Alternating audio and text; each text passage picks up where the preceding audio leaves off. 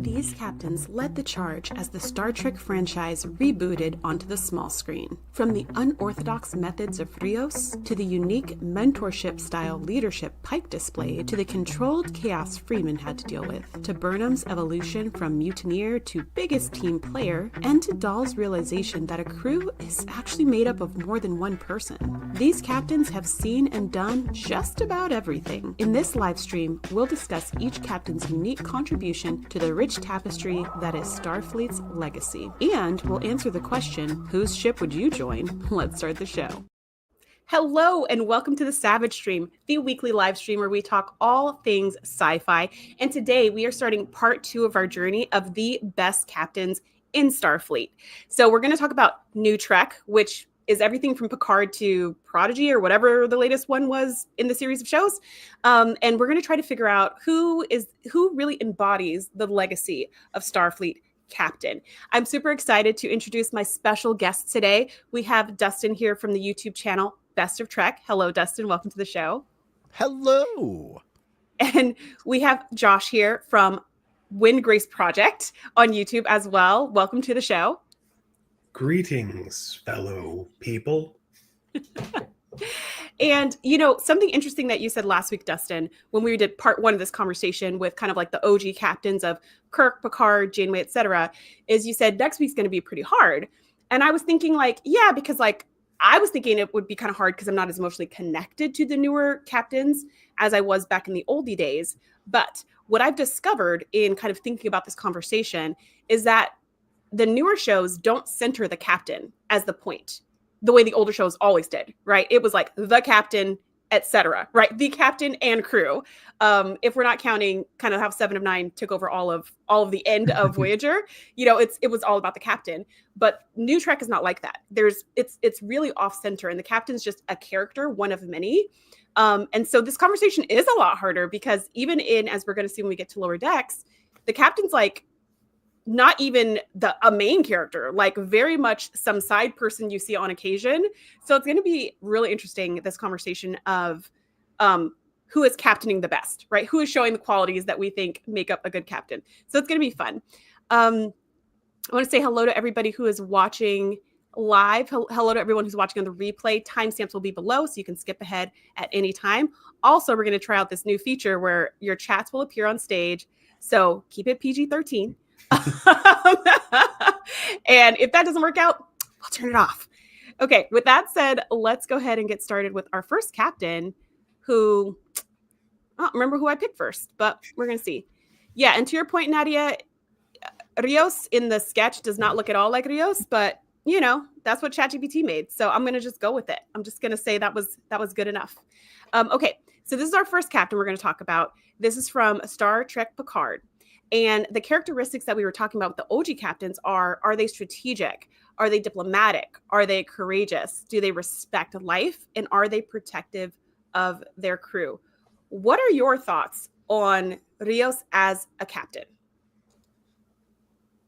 Well, I think he's the first one I can say that courageous is actually the least thing for him. I can't remember the name of the book, but there's a Picard series novel, and it's all about like how he got La Sirena, and it's the beginning of it is just him like self-loathing and drinking himself to death to the point that the people that he took the loan out from to get La Sirena come and like install somebody to manage his affairs and like get him some jobs and stuff. So at least as far as courageous, not. Diplomatic, I think he's okay. Strategic, he's okay. I think his strong suits are the respectful of life and particularly the protective of the crew. And especially how it's worded here, treats crew like family and not just a team. That's more Rios than I think any other captain. Now, are we including just physical Rios, or are we including his entire gaggle of hologram versions of himself? We can include all the holograms too. Okay. Because one of the interesting things about the current iteration of Star Trek, at least particularly, I guess, Discovery and Picard more so, is we see a lot of these people kind of in multiple different facets outside of just their captaincy, whereas we didn't see that so much before. So we see him being the captain of the La Serena, but then suddenly later on we're thrust into seeing him as the captain of the Stargazer, like an actual Starfleet captain, where he was kind of starting out as a low point. So there's a bigger growth between that and anyone from like Picard or Janeway. I guess Cisco had some of a growth. So there's definitely a much giant discrepancy as far as, I don't even want to say growth, just where they are on the spectrum compared to the calm, collected, fully realized captains of the other shows. Sorry, I don't know why I just totally took you off the screen. We do see a lot more slice of life in the new Trek. That is true. And there's a lot more well-roundedness, I guess, because the whole push is like you're an entire person. It's more than like the mission, right? That being said, I have very little memories of Rios as a captain, just because I have very little memories of Picard. Like I have the things in my mind that I didn't like, but like not the really, I haven't seen it enough to really get analytical with it. But I would agree there is definitely a protectiveness of crew. And what's interesting about that particular, like the way I phrased it here, is that I did want to clarify after our last week. So I think to be a good captain, to be a good leader, that your team should be a team. Like they probably shouldn't be family, because you're not going to send your family out to potentially die, right? But you have to do that in the military sometimes. You have to do that in law enforcement. You have to send people into danger where you might not see them again for the greater good, or for, protection of others, or for the protection of the rest of the ship, etc. So I do think a good captain would probably have some more emotional distance from their crew. However, as far as an enjoyable captain that I want to watch and relate to, I would much rather have a captain who is kind of like buddy with the crew, right? Because it makes me feel like, ooh, I want to be on this ship. You know what I mean? It makes me feel more like I'm a part of it. With this crew, just overall, like, I don't even know what we're going to do when we get to Best Engineer. Do they have an engineer on this show? I don't know. Overall, I feel like this crew was just like a group of people who found themselves on a ship. Yeah, he was, at least season 1, he was more of just like, they hired him and the ship. He was less a commanding officer that they were serving under. Yeah, I mean, I guess Rios is also the engineer, at least in season 1, by virtue of holograms. Did we have one on? Did we see one in the Stargazer? An I don't engineer? think we got engineer in the Stargazer. I don't think so. My vague recollection is that they were all, with the exception of Picard, good with computers and systems and comms, and they could all fly, and they just kind of took control of whatever needed to be taken control of in that particular episode. That's kind of my memory of it, where it's like, oh, I'm the only one here, so let me just fly the ship, or like, oh, something's blowing up, let me go rewire something in a panel. So it kind of seemed like everybody was equally competent.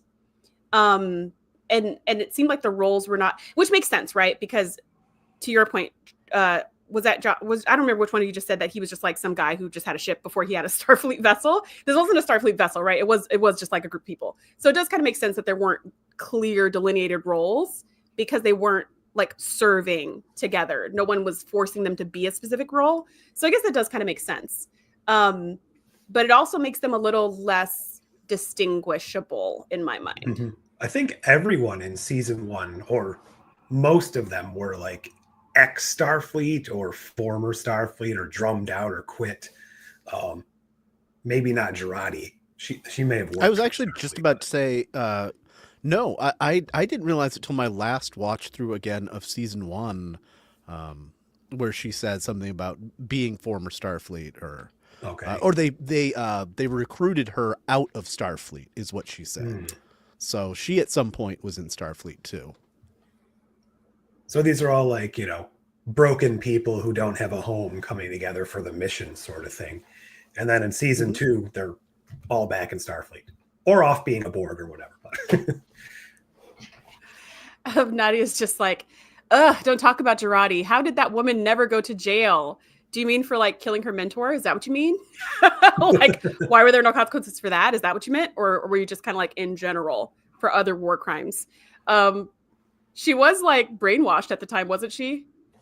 Was she? Sort of. Or was she just like super convinced, super persuaded? I don't know. Nadia says, I would have liked to see Rios in subsequent seasons. However, I think that he, like many others, had to be sacrificed to bring back the classic characters for Picard 3.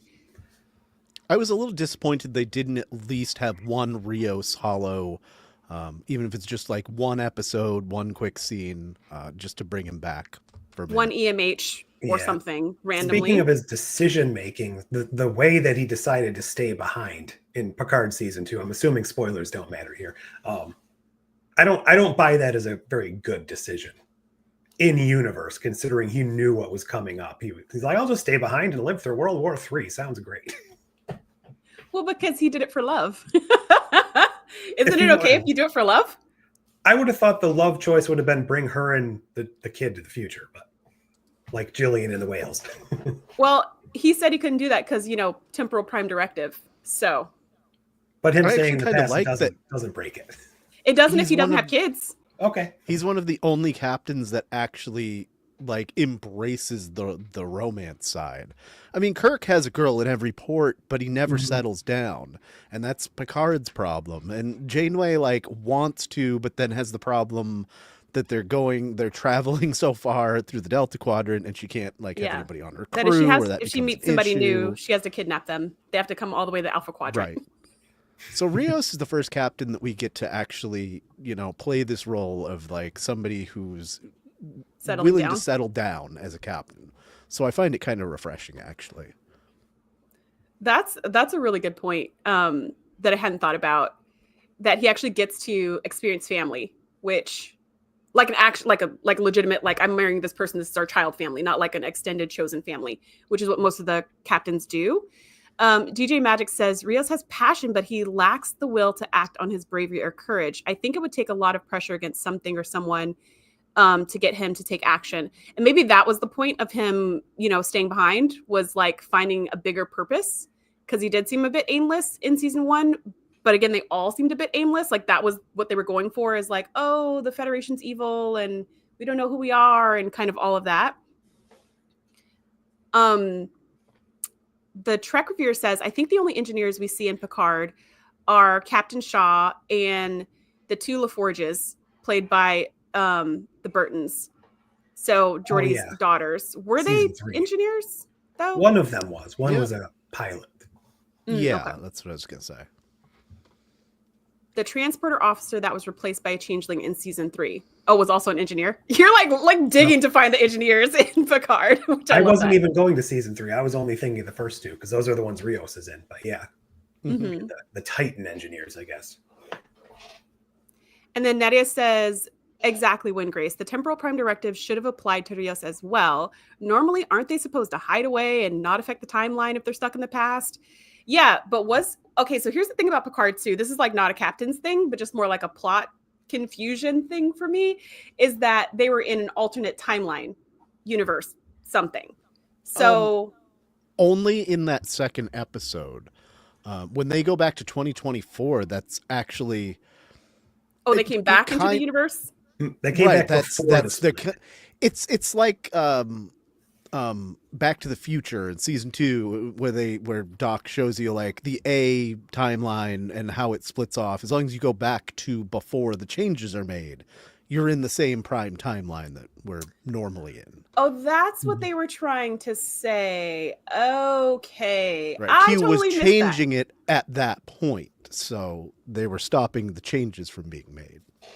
Yeah, so if they're they trying didn't to stop the alternate timeline from happening. Okay. Basically, it's kind of like Star Trek 2009. If Nero didn't go back, supposedly things would have played out the same. But that was the change. Okay, that makes sense. Okay, so I had some other issues, but I'm going to lay those to the side. Okay, that makes sense, because I was really how do they split off, but then they come back, but then where are we at now? What happened to these people? But okay, so Q was just saying chronotons, exactly. Dang, I should make a little icon for chronotons, little emoji. Chronoton, colon.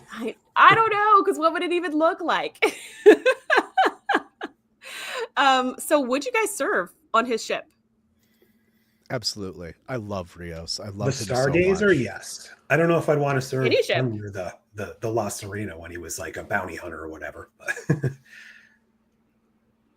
What about in It would look like an evil clock. Oh, the chronotons. The chronotons would look like an evil clock. That's funny. What was I just going to ask about Rios? Oh, what about everybody in the chat? Let me know. Let me know in the comments. Let me know in the chat. Would you serve under Rios? Why do you love him so much, Dustin? I think because he's such Normal? a different captain than what we've gotten. And and that he's a little more like normal human being. Like he has real emotions that he has to deal with to get through and things. So, I find him a very fascinating character compared to the other captains. In the grand scheme of things, are there better captains? Absolutely. But I would want to be under Rios because he loves his crew like family. So I do appreciate that. I feel like I'd get along with him too, like on just a personal level. Like he'd be a good guy to hang out with. Mm-hmm. Yeah, I think last week we said something about, it was Nadia who said she loved to watch Kirk on screen, but she wouldn't want to serve on his ship. Right. And I was like, I'd love to hang out with Janeway, but I wouldn't want to serve on her ship. Like I would love to hang out with her, but like I wouldn't want my life to be in her hands. I think that's an interesting distinction, right? When we're saying like a great captain and a great leader and all these things, then there's also kind of the personal side, because Picard, I think, would be an incredible, like I would love to have more bosses like him if I ever were to have a boss in the future. But like doesn't seem super personable. Like I don't know what we would talk about at dinner. Do you know what I mean? I mean, maybe he'd have great conversations about Shakespeare or something, but like, I'm not immediately seeing the similarities. So that's a really interesting point. And it's going to be a fun question that hopefully I remember for the other captains on this list. Yeah, I feel like he would tell a great story, Rios, whereas Picard would tell a dry story. That you're He'd tell an checked out on. informative story. And Picard would tell somebody else's story, not like some wonderful thing from his past. Mm-hmm. Yeah, there's a scene in Picard where when he gets his golem body or whatever, where he's telling everyone a story over dinner. And it's all kind of like slow panning. You can't hear the story at all, but it's all slow panning and like zooming in and zooming out and like the light shining in. And I wonder, what is the story he's telling? Like, what's he talking about? And I think you're absolutely right, Dustin. He'd be telling someone else's story. He'd be like, there was this one time when like Geordi's mom disappeared. It was crazy. And you'd be like, okay, that is a good story, but like, weren't you there? What was your part in that? That's really funny. Now for I'm the kind of third time. disappointed that. Go ahead. I was gonna say, I'm kind of disappointed that we never found LaForge's mom like in Lower Decks. I think that would have been the perfect place for her to pop up again. Just as quickly in the herself or background. as like a fire person? No, as the real captain, like what was the name of her ship? The Hera. If the Hera popped back up. Yeah, that episode makes me angry. It just makes me mad because I'm like, why did y'all do this to him? And then there's like no closure at the end. And then you're like, wait, so she's still missing? Oh yeah, she's still missing. Okay. And we're all fine with that. Okay. Oh, season 7 was a whole thing. Do we know, other than his time as a first officer, do we know anything about Rios' Starfleet career? I don't.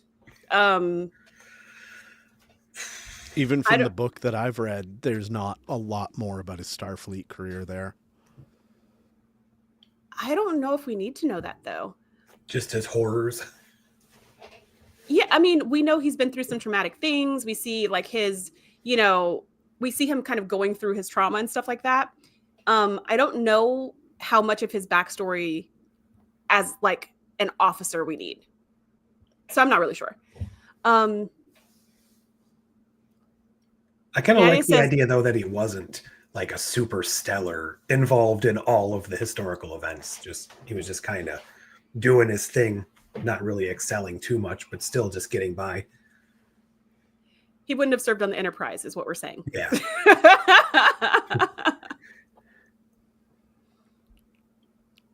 Were you going to say something, Dustin?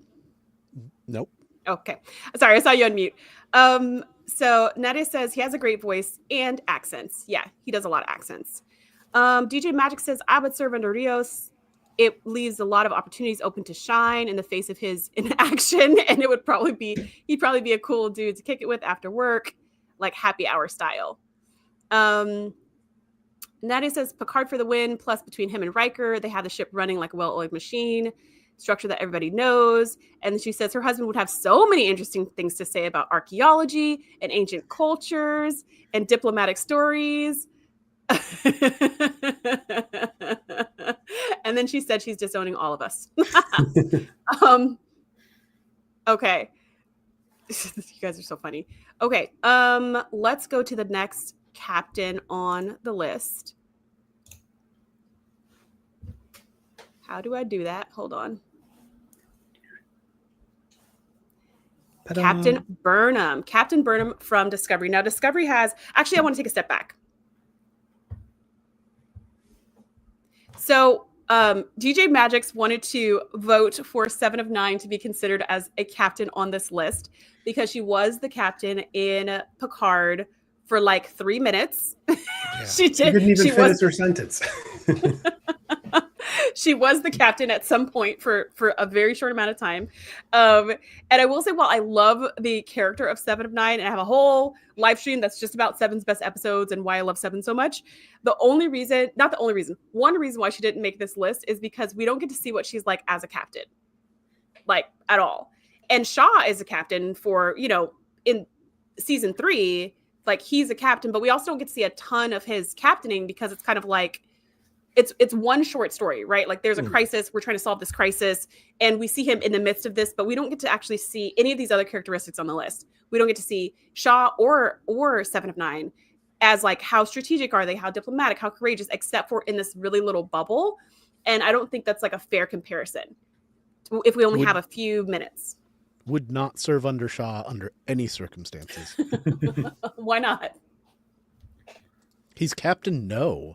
I mean, like, I get that at some points the, like, conservative action might be the better course, but he's a Starfleet captain who's hating on some of the most iconic Starfleet captains ever, to start with, and I really hate how he treats 7. It still blows my mind that, like, he picked her as his number 1 and then won't even call her by her preferred name. He doesn't do it for me.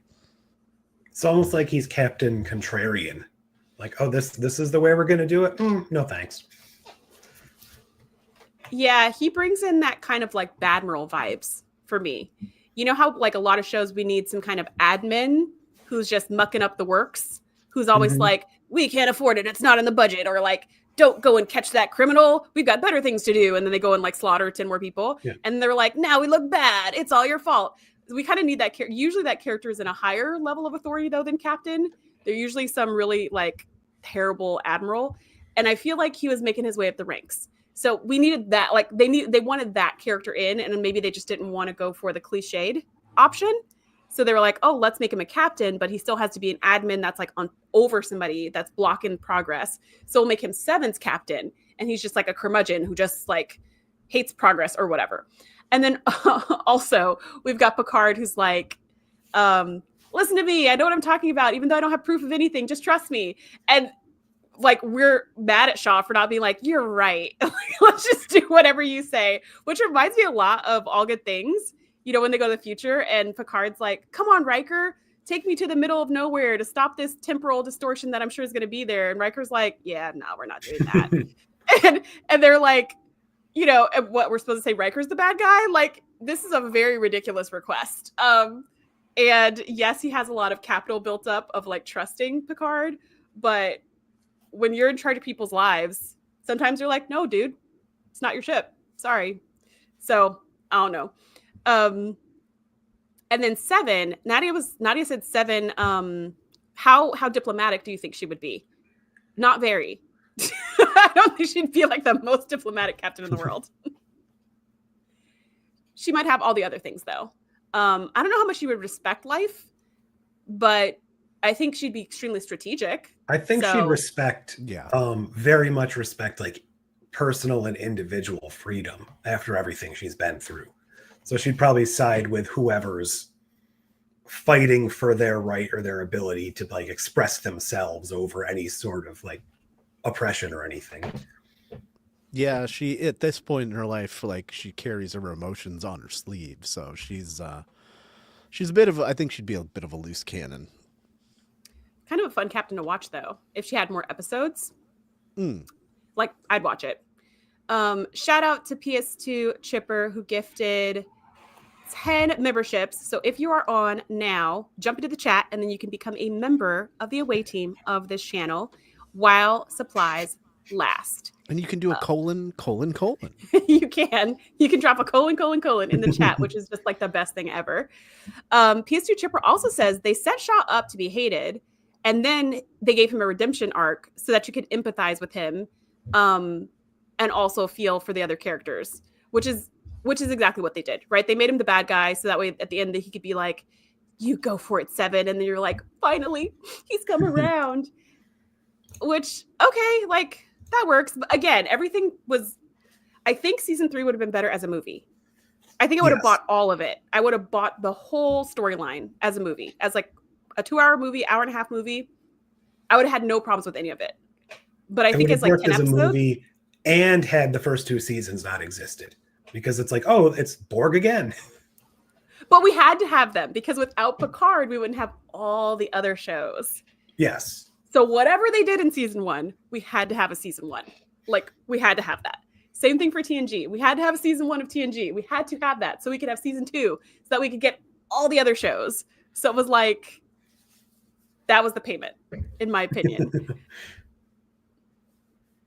That's funny. Nadia says, how does someone with 0 people skills become captain? Did they just not have anyone left? They could have just pulled a Kelvin verse and plucked a fresh academy graduate and made them captain. That's funny. Shaw doesn't get the age-old captain saying of risk is our job, plus the whole name thing. He gets throat chopped the first time we pass each other when no one's around. You guys are hilarious. He's getting throat chopped. Okay, now to what I was saying. Our next captain on the list is Captain Burnham from Discovery. And Discovery, like Picard, had several captains. Season 1, I think, had 2 or 3.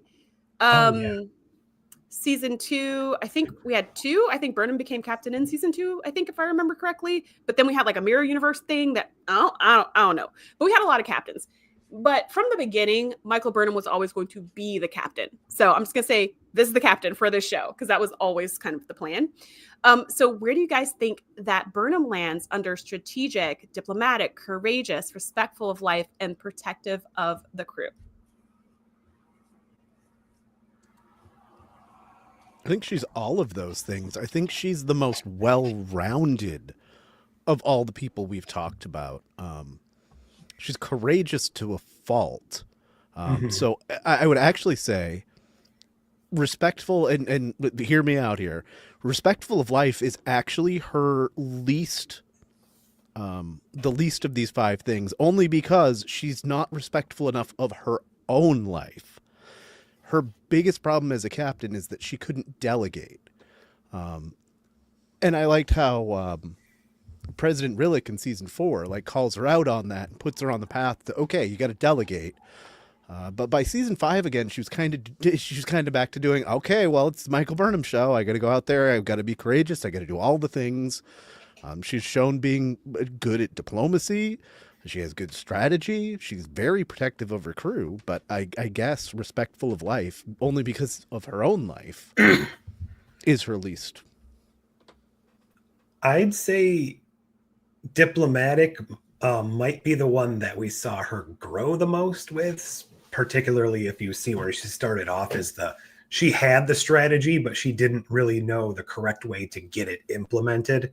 So she was more stubborn and taking things into her own hand, and that kind of led to that whole thing in season 1 where she was imprisoned and all that stuff. And then we got to see Lorca, who is not on our list of great captains, but so I think we got to see her probably out of all of the new Trek people are going to be talking about. We got to see her growth the most, but we also got to see so many different iterations of her as captain, her not as captain, her as captain again, her doing her own thing. So even when she wasn't captain, she was still the main character, which is, I think, the biggest difference from a lot of our other captains.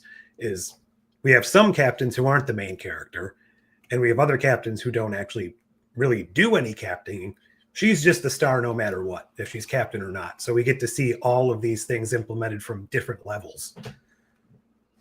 Yeah, I would totally agree. And I would say that we do, like, I totally agree that we see the most growth in her character because the show is centered around her. So we really get to see a lot of aspects of her, especially as a leader, as a team player or not as a team player. We get to see, probably of everybody on this list, the most well-rounded experience, because we get to see her with her boyfriend, and we get to see her with, you know, her other boyfriend, and we get to see her, you know, going on all these away missions, and we get to see her going through time. We get to see her fighting with her parents, fighting with her brother. Like, we get all this like behind the scenes inner conflict, family, friends, dynamic stuff that is really unusual for a captain.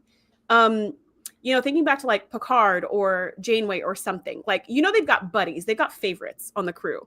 But it's like every once in a while you see they have dinner together or breakfast together, or like, you know, every once in a while you see them hanging out, but it's very sparse unless they're trapped on a planet or something. But for Burnham, we got to see this whole 360 view of her as a character and her growth and development over time, which is a little bit of an unfair advantage over, say, something like Seven or like Shaw, where as a captain, we didn't get to see any time with them, like enough time with them as captains to really judge that quality. But we did get to see a ton of growth for Seven as a character over the entire show. So if it was like a different question, then we'd have a lot more meat on the bone. I think, Dustin, I would say I agree with you, and I wouldn't put that under respectful of life. I'd put that under strategic, because to me, that is not strategic. For you to be the one and only person, like for you to go on every away mission when you are the captain, makes no sense. And like, for no one to question that, or even for Saru to sometimes be like, hey, you're the captain, maybe you shouldn't go down there. And for her to be like, forget it, Saru, I'm going. It just seemed like a bad idea. And it seemed like everybody was cool with it. And as even in season 5, to your point, she and Saru are going on missions. And you're just like, I mean, at that point, he wasn't the first officer, but still, you know, it's just like, yeah, let's go get ourselves killed together. But you're the captain. That's not your job. I mean, at the same time, it could be the time that they come out of, because, I mean, Kirk and Spock routinely went on every away mission, which didn't make a lot of sense, and they're from that same era. You're right. I didn't think about that. They're from, like, the pre-era of that. Yeah, I didn't think about that. Well, then Admiral should have said something. Somebody should have been like, in this case, the captain stays on the ship. I guess captain goes down with the ship has gone out of the window at this point, because that ship is going down by itself. So many times the ship was like in a wormhole or about to get blown up or something, and Burnham's somewhere else doing some other side quest. I would also say probably, while she's protective of her crew, and definitely the crew is family, this show is all about chosen family. Like, that would be the tagline of Discovery. Discovery, chosen family. Like, that's what it's all about. But I would say, though, like, while they do have that family vibe, I don't know if it's the most effective team in Starfleet. Like, I don't know if that's her strong suit of leading a team, for the same reason, you know, that she's not delegating. So it's like, if you're not delegating, you're not really leading. Well, that's because we also don't really know much about the family. They're just kind of there.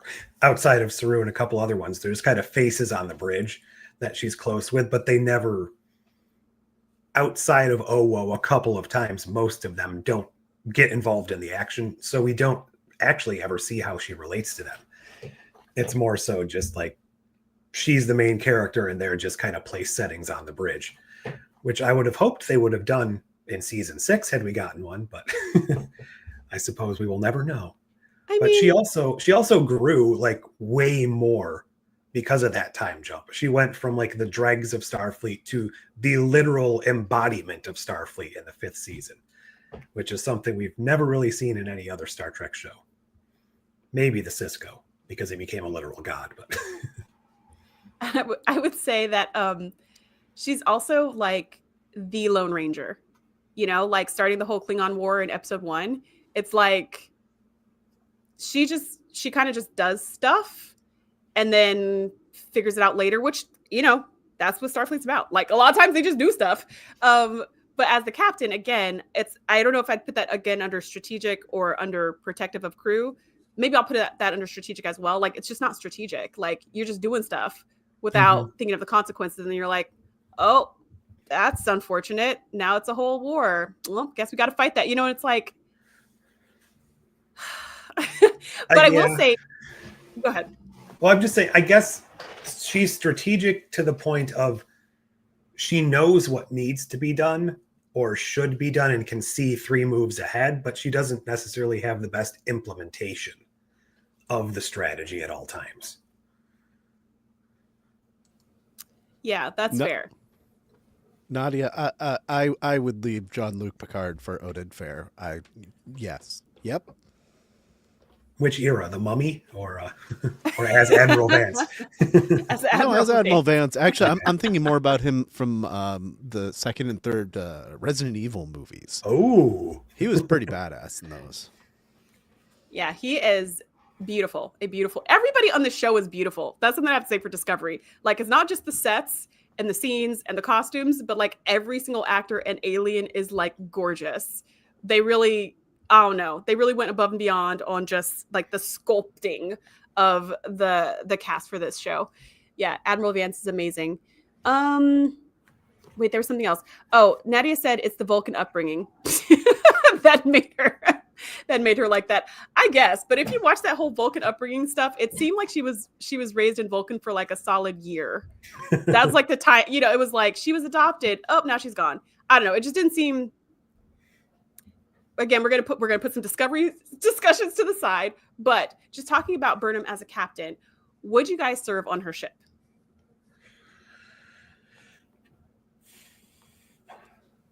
By the end, probably. If I was serving on the ship at the very early parts of her career, probably not. But by the end, I think she's, for the most part, got it figured out, and I'd feel comfortable there, even with the flamethrowers. And as a side note, we had said last week that Cisco would be the best captain to be under for a war. Actually, I think I'm going to go with Mirror Universe Lorca. I mean, he's not the best captain, but when it comes to war, I think he wins the strategic battle of like all of the captains. And yes, I want to be under him. He will stay alive and probably keep you alive in the meantime. You will win if you're on his ship. You will be one of the winners. Yeah, you're right. Burnham stayed with the Vulcans for a long time. I absolutely would serve under Burnham because for 2 reasons. One, I feel extremely safe because even though the ship goes through some stuff, it just always gets saved in the end, and I'd never have to worry about going on a dangerous away mission. So I'm kind of like, cool. It's like the opposite of serving under Janeway. It's like, okay, like the ship's probably going to be fine because wherever the danger is, it's going to be somewhere else, and Burnham's going to deal with it. Like, she'll handle it. She's going to take care of it. So I kind of like that. And then 2, I also like the chosen family aspect of the crew, which, again, kind of similar to Voyager, like they're put in this circumstance where they have to all be together. And so it's kind of like, choose to get along with these people or not, but you're stuck with them forever. And everyone you've ever known or loved or cared about is gone. So you kind of are, there's like a forced intimacy of the crew, which is a little bit of a bummer. But that being said, I do love the feel of the show. The show is very like accepting. Like when I watch it, it just feels like a big cuddly hug. Maybe it's because they burst into tears every 5 minutes. I don't know. But it feels like they're just giving you a hug. And so I kind of like that. I feel like I'd be super safe on the ship. I feel like I'd be really accepted and really loved. Maybe challenged. They do some really cool science, or at least one of them does some really cool science. Maybe I could work for him, So yeah, I would. Nobody in that show that dies stays dead. So, even if you have to climb the Black Mountain, you're coming back. Unless you're Ariel. Too soon. But we got to see her again in the flashback episode. Yeah, where they told her you're going to die. Bye. You should never know too much about your future. Except for you really need to know. Oh, no. Yes, they cry constantly. I would rather take my chances with a vacuum of space than serve Janeway on Voyager. Well, friend, if you serve with Janeway on Voyager, you might get that opportunity. Especially if your name's Harry Kim. Or Joe Carey. That's my one for show. Joe Carey. Okay, So let's go to, and let me know in the chat if you haven't said yet, whether or not you would serve under Burnham or Saru or Lorca or all the mini Cap Giorgio, all the captains that you want from Discovery. Prime Giorgio, yes. Yeah, I was gonna say which one. Actually, I wouldn't serve under Prime Giorgio. She was kind of weak. I mean, she died. She got her ship torn out from under her. She seemed nice, Mirror though. Giorgio, She seemed like a Emperor nice Giorgio. Yeah, she was nice. The only thing you have to worry about is Emperor Giorgio killing you herself. Yeah. But as far as like coming back from a mission, you probably are. Saru, But, I'd like, say probably not. He also. But the chance of he's Giorgio, the chance of Mirror Giorgio, of Empress Giorgio killing you is very high. It So, is. like, you're right. She's the only one she's the only real threat if you served under her. But like, she's a major threat. Like, so yeah, I wouldn't feel super safe. Love having her in Section 31. She seems super crafty and strategic, but I wouldn't want to be like her right hand to anything because she's going to kill you at some point. Yeah, what were you saying about Saru? You would serve under Saru or no? I probably wouldn't. But that's just specifically like, I don't think he was necessarily the worst captain in the world, but he was never A strong captain? it was never that strong. I kind of actually liked that Yeah. story that they eventually kind of leaned into the fact that maybe you're not the good the best choice here, so we're gonna pull back and then you'll go off and do your own thing. So I like the fact that they didn't just force it upon him and make that work. Whether or not that was always the plan, probably. But Yeah, he was fine. I don't have a problem with him, but I don't necessarily like his style of captaining either. Especially where he made Tilly his first officer and left her in charge. As much as I love Tilly, that is a failure of Saru, not Tilly. Yeah, there was a comment in here of DJ Maddox says, Burnham minus the tears and the Mirror Universe Tilly. So I love Tilly also. And I feel like Saru, and I love Saru as a character so much. I do not love Saru as a captain. I don't think he's a strong captain. I think he's an exceptional first officer. He's got all the right things for first officer, in my opinion. He's like such a great support, such a great admin, such a great, like, we'll push your mission through, we'll make sure it happens. But as like the visionary leader person, or as like the courageous, go out there and take chances, make mistakes and get messy person, he doesn't super strike me as that. So yeah, I would love him as a first officer, not so much as a captain. And then Tilly, yeah, same thing. Is like, Tilly's great, and don't make her the first officer. You know what I mean? Like, it's like put them in their lane where they can really shine in their genius. And that's not where she should be. Like, that's not where she should be, and that's not where he should be. He shouldn't be the captain. But I also like that they tried some things and mixed some things up and showed like, oh, what if we had a captain like this? Yeah, let's not have a captain like that. Like, I like that we at least got to experience it. And Saru was not like a bad captain, right? He wasn't mean. No. He wasn't Jellicoe. He wasn't some crazy admiral who's coming to like kidnap the ship. He wasn't any of that. He just was fine. He was just absolutely fine. But I think that's something as Star Trek fans, people say a lot, like, oh, when are they going to be captain? Not everybody needs to be a captain. Not all of our Star Trek characters eventually have to evolve into a captain. Let them do whatever they're meant to do outside of that realm. I mean, even Janeway, like, we got to see the first science captain, but have somebody be like just off doing their science. Like, I don't think Jadzia Dax needed to become a captain. She could have been. She would have been a great captain, but still. Yeah, I think she was a great captain. But then I don't you think got on the other Crusher needed to become a captain. There you go. On the other side of it, you also have captains that once they get to captain, you realize that's exactly where they should be. They don't need to go any higher or do anything different. Like Picard and Kirk. Like Picard, like Picard being captain for a million years. And you're like, okay. Like, he's good at that. And he'd probably suck at being admiral. Kirk, yeah, neither one of them did well at admiral, but as a captain, great. I think Archer might have been a better admiral than he was a captain, but we never got to see it. I can see that. I wonder if a show with an admiral would be interesting. Maybe, because they could go more places than just one ship, right? But I wonder if that would be an interesting show. Yeah, like setting up the missions and then going to oversee them, and kind of like or Ross was doing for a little bit in the well, you haven't seen it, but Deep Space Nine. Okay. Like, I have not seen it, but but I'll take your word for it. Oh, DJ Magic said that was a vote for Mirrorverse Tilly. The Tilly who was like really scary and bossy. Yeah, the Tilly who had a backbone.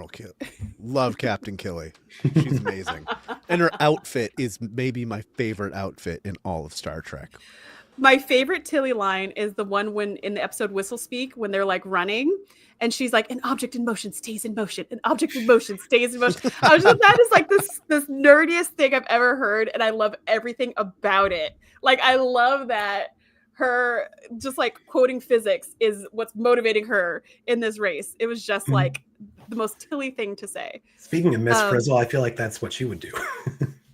That she would do that race and say that thing? Like a Miss Frizzle thing to do. Which is... Yeah, I feel like Miss Frizzle would fit perfectly in one of these shows. Like, just a quirky offbeat character who's a genius. She'd be the engineer. She'd be the engineer on one of these things. Maybe not Picard. She wouldn't super fit in the tone of that show. But I think we could have slipped her into Discovery. Totally could have had her on Lower Decks. She would have been a delight and Prodigy. Lower Decks would have been great. Oh, oops, I accidentally took us into the bloodstream again. Whoop, whoop. But this is the greatest place to explore, it'd be fun. Admiral Nechayev was always the bearer of bad news. She was. I think one time she did something good though, but I'm like, can't really remember the episode. Okay, so the next captain on the list, coming right off Discovery, is Captain Pike. So I have just started my Strange New Worlds journey. I've seen a couple of the episodes before, but like I've just started from the beginning. So I have very little context about this character from Strange New Worlds or from TOS. I only have context of Pike from Discovery. So I want to ask you guys, where do you think Pike rates as far as being strategic, diplomatic, courageous, respectful of life, and protective of the group?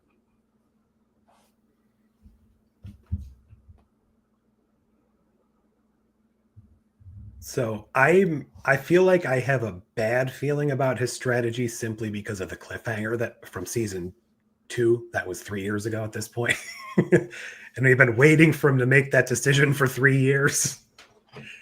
But I think he's I like his diplomacy. Diplomacy, there you go. But I'm trying. It's been a while since I watched him in Discovery, so I'm thinking mostly of Strange New World stuff. No, that's totally fine. I can only think of Discovery. That's all I'm saying. So pull in your Strange New World stuff by all means. Respectful of life. Let's see. Pretty good. Courageous. I feel like he's definitely not the height of courage compared to the captains we've seen before. But when he has to, I guess he's not like running and hiding and screaming from it. Protective of the crew. Yes, but I also feel like compared to other captains, he's not that high on the list either. But also, I can't really think of many crewmen. Well, Hammer, okay. Bad example. His character from the Elysian Kingdom definitely would have run and hit it at the first opportunity. Oh, yeah. I try to pick things that like most would be characteristics that most of the captains have anyways. So the idea is that all the captains have all of these things in some measure. And it's just like, where do they really shine? And do any of them just shine like across the board? And for me, from my memory of Pike and Discovery, he's just kind of a non-entity. I felt like he was not a very strong captain. Again, he may be amazing in Strange New Worlds. And so far from episode 1, which I watched today, he's cool. But like, I don't know, there's not enough to say yet. But from Discovery, I just remember being so frustrated with him. Like, why are you letting Michael Burnham run the show? You're the captain. Like, make a freaking decision. Have an idea. Say no. It's like he would just be like, oh man, something's going on. Man, the ship's really in trouble. Oh, this is really bad. And then Michael would be like, I know. I'll beam over there by myself and take on the entire ship with this phaser. And he'll be like, this seems dangerous, but I trust you, kid. Go for it. And you're just like, I don't know. I just felt like that every scene with Pike. I just wanted him to be, and I get that he was coming in as kind of like an ally and a support to the team structure. And, that was his role. His role was supposed to be like a cheerleader, but I wanted him to still be the boss. Like, you don't have to be a total pushover to still be supportive. Like, he should have had like ideas of his own. And when Burnham was in the wrong or wanted to do something crazy or dangerous, it was literally his job to say no. Like, he was the one who should have been like, no, don't do it. But he was always like, go for it. Or if she did it anyways, instead of him being like, you disobeyed a direct order, this is going to go on your file, he'd be like, you disobeyed, but I'm just going to take the heat for it and say that I gave you that order because like you turned out so awesome. And I'm like, dude. So this is my memory of Pike, is that underneath all these characteristics, he just felt weak on all areas because he just didn't feel like a captain to me. Like I would take Saru any day over Discovery version Pike myself. On the other side of that, I think I actually like Pike in Discovery more than I like him in Strange New Worlds. Yeah, I mean, he's more of a captain. I see what you're saying. We get more like captaining moments in Strange New Worlds. And overall, I didn't like season 2 of Discovery. I think Pike was actually one of the only things that held it together for me. Yeah, the plot was a mess. Yeah, I don't think him as a captain was great, but all the little things that he did to hold the crew together through what they were doing was really good. Overall, though, strategic, yeah, I think he's fine. That's actually probably one of his weak spots, as we see in the final episode of season 1, where we retell Equality, or not Equality of Mercy. Errand of Mercy? Yeah, Errand of Mercy, where we retell Errand of Mercy. And the strategy just doesn't work. Him there instead of Kirk, not correct. Mm-hmm. And yeah, I agree with you, Grace, that he's not the most courageous. He's kind of down there, but that also comes with, I think, finding out his fate with the time crystal, and that's kind of part of the difference, that why I kind of like him more in that first half of season 2 of Discovery, before he finds out what is supposed to happen to him. And then season 2 of Strange New Worlds, he was barely in it.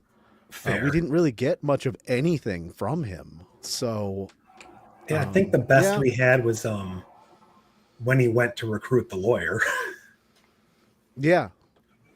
That and the Among the Lotus Eaters, which isn't even like normal Pike. Yeah. He doesn't even know who he is, but yeah. But no, you're right. That's something that I have been reading into the character for both seasons of Strange New Worlds, whether or not that's intended or not, is he knows he effectively has plot armor up until a certain point in history, because he can't change his future events that he saw in Discovery. So whether or not that factors into his choices, I like to think they're writing him with that in mind, but I might be overthinking a little too much.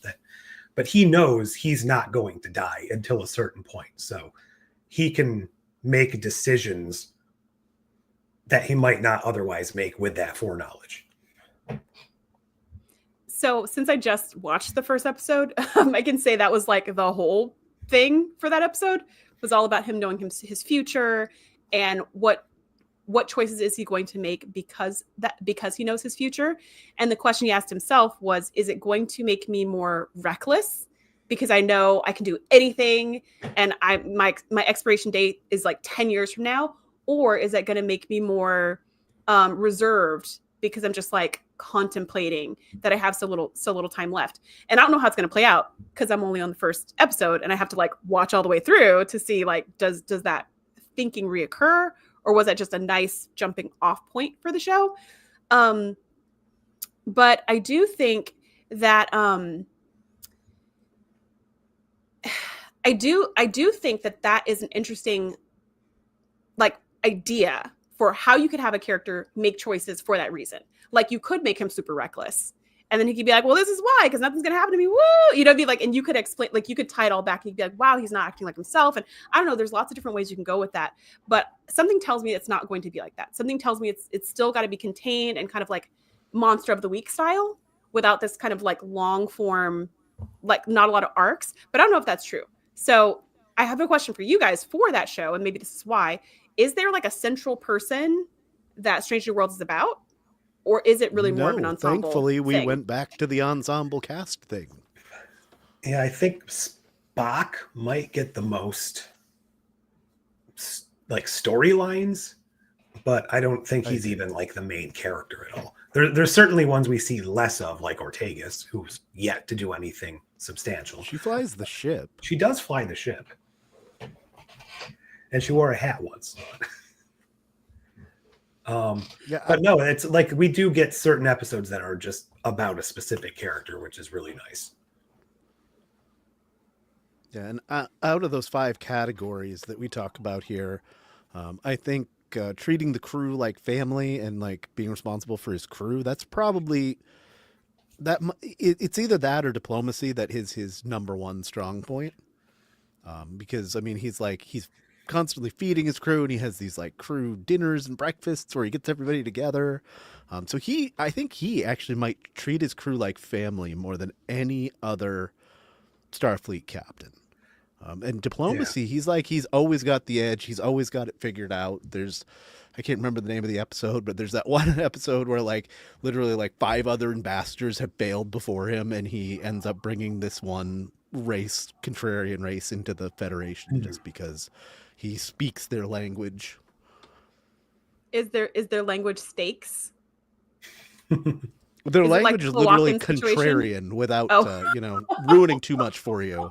They want to be their challenged. Language? Oh my gosh.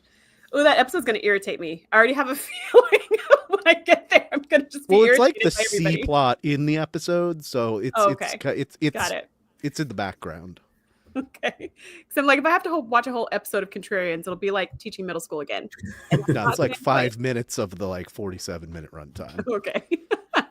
So here's the question. Would you guys serve under Pike? Either Discovery Pike or Stranger Worlds Pike, not like TOS Pike or movies Pike. I don't think I would. Overall, I definitely wouldn't serve under Anson Mount, but that's like, I won't get into the whole personal things that have gone on with him recently. I mean, I wouldn't pick him over probably most of the other choices, but I also feel like it wouldn't necessarily be super detrimental to my health to do it if I got assigned there. So I probably wouldn't like fight it. But I don't think he's like an obvious choice. Yeah, I think I'm gonna go with a no, because again, I'm only going off of Discovery Pike. I just would not respect him. I would not respect him as a leader, especially if I was somebody else on the ship and I see Michael Burnham getting away with all this nonsense. I'd be like, okay, so rules are only for some of us. I don't know, just something about that would just make me not trust his leadership, because can we all get away with everything, or only some of us, or like which rules are the real rules?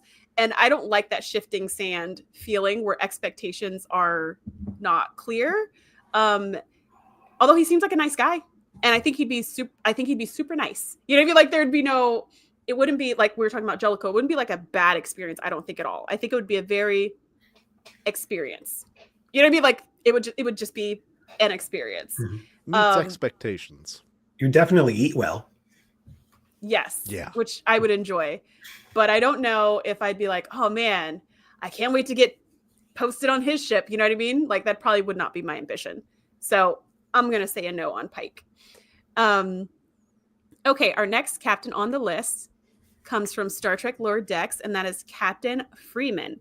So like I mentioned before, Lower Decks is a lot, it centers on not the deck crew, not the bridge crew, but like the other people on the ship. So we do get a lot of bridge crew, but they're always ancillary.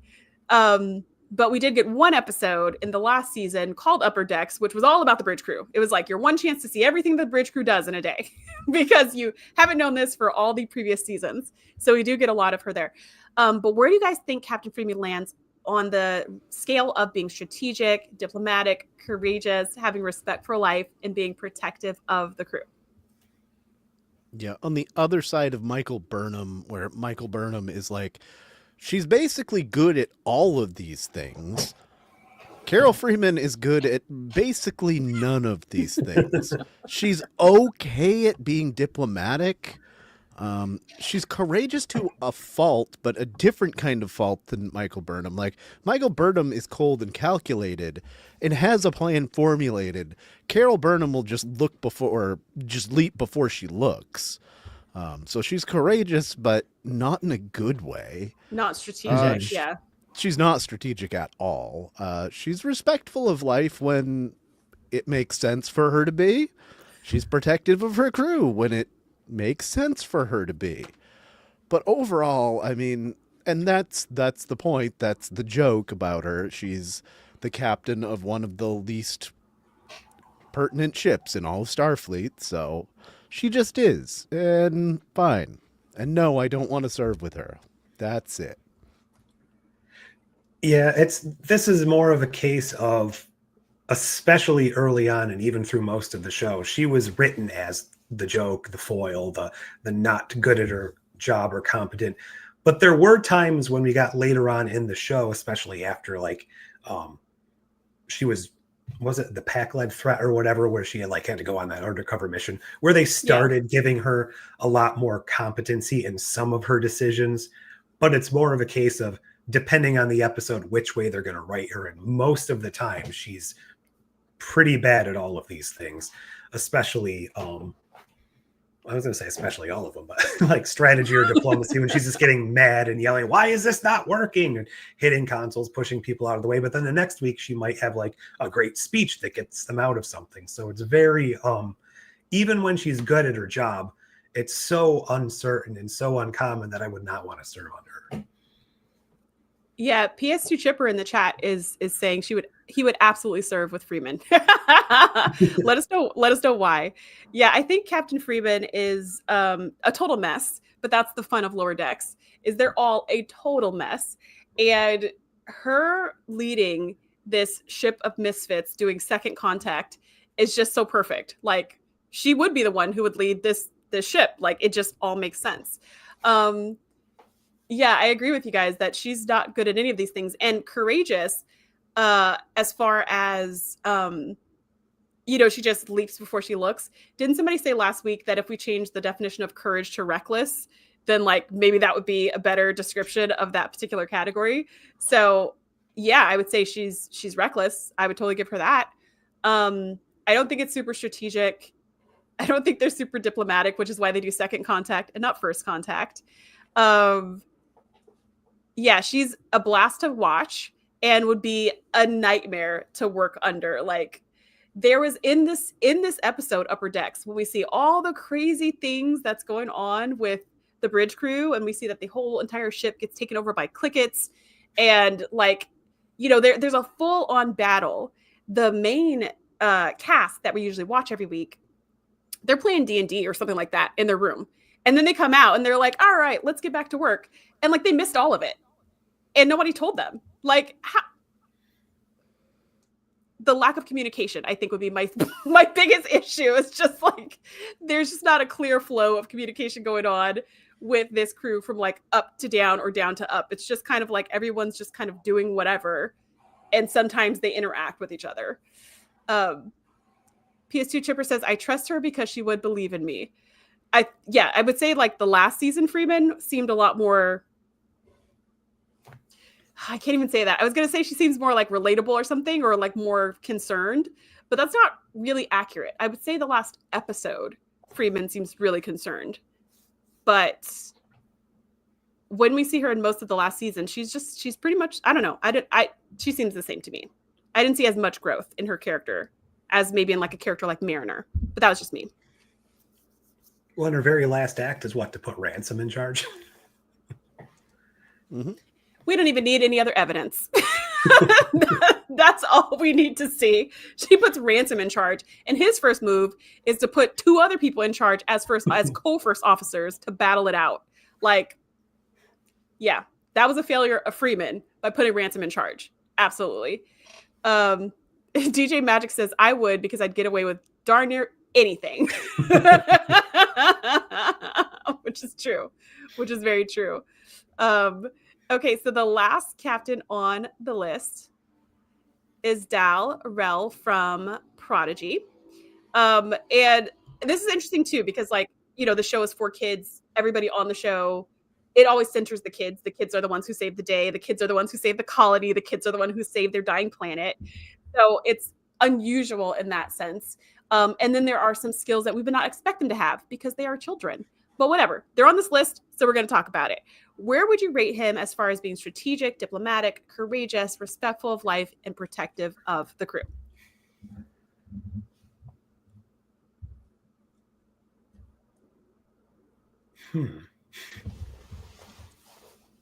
Well, I mean, he's not really strategic at all. He's just playing it by ear at all times. Diplomatic, also, no. I mean, most of these are the same as Freeman, but the difference is Freeman is incompetent. Dell's just learning. Yeah. Mhm. Dell's new. Courageous, yes. I mean, very, very courageous. Especially if we substitute courage with reckless. Respectful of life, sometimes, I guess. Protective of his crew. Yeah, sometimes. Also, the answer to all of these is sometimes. Sometimes, I guess. It definitely is a growing thing for him, because when he starts out, he's actively none of these things. But that's by design for what the story they're trying to tell. And even by the end, when he comes to like grow and learn some of these things, he's still nowhere near all the way there, Right. and even kind of realizes at one point, similar to kind of Saru in Discovery, that he's not necessarily the best choice, which is probably the best strategic decision he ever made. He's still reckless, but he's less reckless, but he's still not good at any of these things. Mm-hmm. Yeah, I guess, because he's learning. Respective life is probably the one he gets best at. And maybe protective of the crew is one area where he grows as well. Yeah, protective of his friends, his crew. Yes, in the sense that he goes from being a lone ranger to having friends and trusting the friends. But then even when you pull in someone new, it takes him a while to, like, if you're not part of the group, it still takes him a while to kind of come around on you. Which again makes sense with his background and stuff like that. Yeah, I would agree. Similar to Freeman, he's got none of these things, but he has more excuses than Freeman has, because she's like a legit captain who went through Starfleet Academy and all of this. She supposedly has lots of training and has gotten this post. Like, she has risen through the ranks, whereas none of that is true of Dell. He just found a ship and was like, I'm captain. So like, he has zero training. And even though hologram Janeway is doing her best to whip these cadets into shape, they have literally no idea about anything. They don't know how to push the buttons. They don't know like about first contact. They don't know about prime directive. They don't know any of these things. So it kind of makes sense that, and he also wasn't trained for any of this. Unlike Gwyn, for example, who was trained for all of this, right? He wasn't trained for any of this. He was trained to be basically Aladdin, to just be like running through the marketplace, stealing bread. That's what he was trained to do. And now he's running a ship. So are you saying that Murph is Apu? Yes. Yes. But slimier. Murph, by the way, when Murph grows like arms and legs, I was like, yes, like that made the character so much more fun. It just made me really happy. But yeah, I would say he has none of these things. He's super reckless. I don't think the courage is often for the greater good. It's just kind of, it's also with the, lack of strategy. It's just kind of impulse, because he's a kid. So like, it makes sense. Would you guys serve on his ship if you were also a kid? I think even if I was a kid, he would get on my nerves and rub me the wrong way. No. As much as I love Prodigy as a show, I don't think so.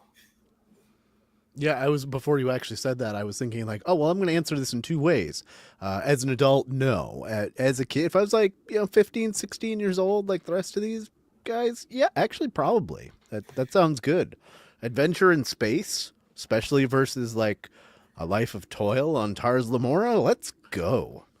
I mean, if you're putting it in comparison to prison, but like... yeah, I would love to go on the adventure with the ship. I don't want him being the one in command if I'm on that ship, though, when I have other options. So you're saying you yearn for the mines? Yes. You would jump on the ship if only anyone else was the captain. I'd stay back with that Cation girl. Wait for rescue. I want to know more about that Cation and like when they went off there. Yeah, that character, it seemed like there was something that was going to go somewhere, but it didn't. Or at least that's what I thought. I was like, oh, okay, nothing. Nope, we're done with that. Yeah. that was just for that episode. Yeah, DJ Magic just says, nope. Yeah, I would say if I was a kid, no. Like, Del would drive me crazy. Like, he would absolutely drive me crazy, even as a kid. I was very similar as a kid the way that I am as an adult. But yeah, he would drive me crazy. Like, his erratic decisions, his like, what's that big red blinking spot that says danger, danger, don't go, let's go. Like, that kind of stuff. I would airlock him. Like, I would not be able to like be in the same room with him probably for long. He's like that class clown in the room that I was not the class clown when I'm trying to listen and they're like cracking jokes that are not funny. He's like that guy. And that guy drove me crazy. So no, I would not want to serve on his ship at all, especially he's in charge. Like, what is going wrong with the world? That would be me on that ship. I'd be like, what? Hollow Janeway, what are we doing? What are we doing? Why is he in charge of anything? Like, who's made that decision? Because we need to rethink that. I wouldn't rather stay in prison, but I don't know, maybe. I don't know. I'm just thinking of like all the crazy adventures they went on just because Del was like, let's do this, you know? And I'm just like, I don't know. Or I'd be the most curmudgeonly 15-year-old in the world where every time they're like, let's go explore the creepy planet, I'd be like, I'm good. I'll be back at the ship. Let me know when you guys are ready. I'll like beam you back or something. I don't know. So yeah, DJ Magic says, I was literally typing that I would airlock him. So of everybody on this list, who do you think is the best captain? So we've got Rios from Picard, Burnham from Discovery, Pike from Stranger Worlds / Discovery, Freeman from Lower Decks, and Del from Prodigy.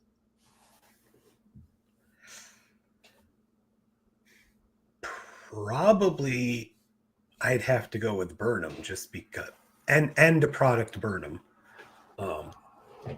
Final season Burnham. Yeah. I mean, as much as Rio seems like, you know, he'd be a good cat, we just don't know enough about him to really make a decision. And I don't think he's had all of the significant things happen as Burnham has. Definitely not Freeman or Dahl. And who was the other? Oh, Pike. Pike's too middle of the road, I guess. So if I didn't actively want to serve under him, I'm definitely not picking him as my top choice. So that's fair. I like Rios probably as a person, maybe a little more than Burnham, but I think I'd rather serve under Burnham. I agree with everything you just said, Josh. Yeah, I think Burnham's got to go up top. Rios comes in a really close second for me.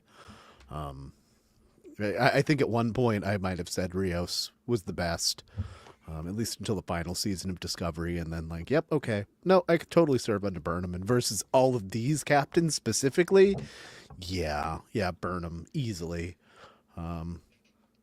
Dahl probably the least, with Freeman just a scotch above him, I guess. Because the problem is like Freeman's incompetent. Dahl just doesn't know what he's doing. Like, there's I don't a know which is possibility worse. he might get better, right? Right. Yeah. Eventually. But with Freeman, it's kind of like, we don't know. We don't know if this, when will this get better? If this is how this has been for some time. But I also like the idea of Dahl that he might not necessarily even be on the track to be a captain now that he's in Starfleet. He might end up, I think he ended up like being a pilot. Kind of being like Chakotay's, like, you know, you don't have to be on top. Look, He's going to end up being Will Riker, 17-year first officer. Yeah. But Just hang in there, bud. That's Saru, right? Saru should be 17 years first officer before he went on to his ambassadorial career. Like, he would just be amazing as a first officer for us. I could just see him having a slew of different captains, and whatever ship he's the first officer on, it's just going to excel because he keeps all the like nuts and bolts together. Mm-hmm. I think that's a good place for some people. And yeah, I totally agree. PS2 Chipper says Freeman with an exclamation point. DJ Magic says Pike. I also agree with you guys. I would have to say Burnham from everybody from our discussions today. For Del, I would airlock him. He's super annoying. Check back in 10 years. Maybe I'd serve under him in 10 years. But like as a kid with him as kids, I still couldn't stand him. Freeman, you're right. She's incompetent. She's hilarious to watch. But oh my gosh, can you imagine having a boss like that? Again, airlock situation right there. Like Pike, I would not airlock him, but I also wouldn't respect him, and I don't think that's good for anybody. Yeah, Rios, I just don't know. Same thing that you said, Josh. I don't know enough about him to say whether or not I would want to follow him into battle. I just feel like I don't know him. I feel like him and Pike are kind of on similar levels where I'm like, I don't know enough about you, but I kind of like you. And then on Pike, it's like, I know some stuff about you and I don't super like it, but I still don't feel like the trust level's not there for either one. And Burnham, like I said, I feel like I'd be loved and accepted on her ship with hugs and tears. And I feel like I'd never be in danger. Like I'd never be on a scary away mission. Our ship would always pull through. We'd do some timey-wimey thing and reset stuff and we'd be fine. We would just pull from this floor and put it onto that floor. And it just kind of like, it just works. And I mean, we have a sentient ship. She can take care of herself. It just sounds, of all the options, it sounds like it's a place where there's both lack of danger compared to the other shows, but also a chance to grow in really any way you want. It feels like a very open office plan to me. It's just like, sure, pick a specialty, go for it. Like, even season 1 Burnham, where like early when she's the first officer in the first episode, even when she's doing something and overthrowing her captain, she's right. You know, she's like, even when she's doing the wrong thing, she's actually doing the right thing and always has been. Yes. Did she grow and become an even better captain by the end? Absolutely. But I would have served under her, you know, in the early days even when she was the mutineer. Yeah, she does always make she does always make the right call. I totally agree with you. She always makes the right call. Is she the most like obedient officer in the world? No, she's always going off doing her own thing, but whatever she's doing is for the greater good. It's like the opposite of Freeman. It's not out of complete incompetence. It's because she's like clever and strategic and can see things faster than other people. And she's like, oh, this is the move we need to make right now. Even if it doesn't, even if it rubs people the wrong way, like this is the move we need to make. And so I do appreciate that. And I feel like that's why the ship is always safe in the end, or saved in the end. I mean, obviously we can't have the ship blown up every episode, but you know what I mean? Like that's why it always comes right in the end, is because of that strategy. The one caveat I would throw into this, which didn't play into anything last week, I don't think, is we still technically have at least 2 more years or 2 more seasons of Pike to change our minds, confirm our suspicions. So maybe he'll do something completely amazing in the next 2 years to really like earn that top spot that supposedly Pike is supposed to be this amazing captain, which I haven't really seen too much of yet. So here's hoping, but doesn't look like we're getting any more dull, unfortunately. And everyone else is done. So unless Burnham pops up in Academy being a captain for a couple of years, it seems like we're pretty much only looking at more adventures for Pike. DJ Magic says, who wants that much safe in space though? I mean, since we're in space, I do. Space is pretty dangerous. So like, and all like the fights and stuff. So I don't know. This is why I wouldn't be on one of these ships though. Living in it, yes. Watching it, no. Exactly. Watching it, no. We don't want safe because that's boring. But living in it, yeah. That's how I can easily pick the ship. And even when Dustin was like, would you rather be in prison? I'm like, maybe, you know, because like, I mean, like, no, but also if I had to be with that guy for a long time, I don't know, maybe. So, yeah. Thank you so much for joining me for this conversation. This has been really fun. We're doing a whole series. This was Best Captains Part 2, but we also have Best Medical Officer coming up, Best First Officer, and Best Engineer. We're not going to do all the other things because a lot of these new treks don't have all those other things. So then it gets a little confusing. But yeah, this was really fun. Thank you so much for joining me. So once again, if you want to find either of these people, you can go on YouTube and do at Best of Trek to find Dustin, or at Wind Grace Project to find Josh. And next week, just so you guys know, I will be doing a video. It won't be live. It'll be pre-recorded. I got the opportunity to interview a local actress who is in a brand new sci-fi movie that just dropped today. So next week, we're going to be talking about that movie and her experiences and stuff like that. It's going to be super fun. So definitely join us next week for more Sci-Fi Savage. Thank you so much for being on the show.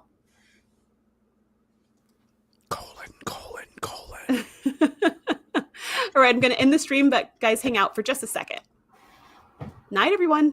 Are you thinking about starting a podcast? If so, I've got great news for you. For a limited time, I am hosting a free on-demand workshop called Podcasting Made Easy. It's geared towards helping business owners and creatives start a brand building podcast. Inside, I will share with you my 5-part framework, some major myths to avoid, and this is going to save you so much time, why you don't need to be a world-class speaker or have a huge audience to get started, and so much more. Click the link in the description or scan the QR code to watch the training today.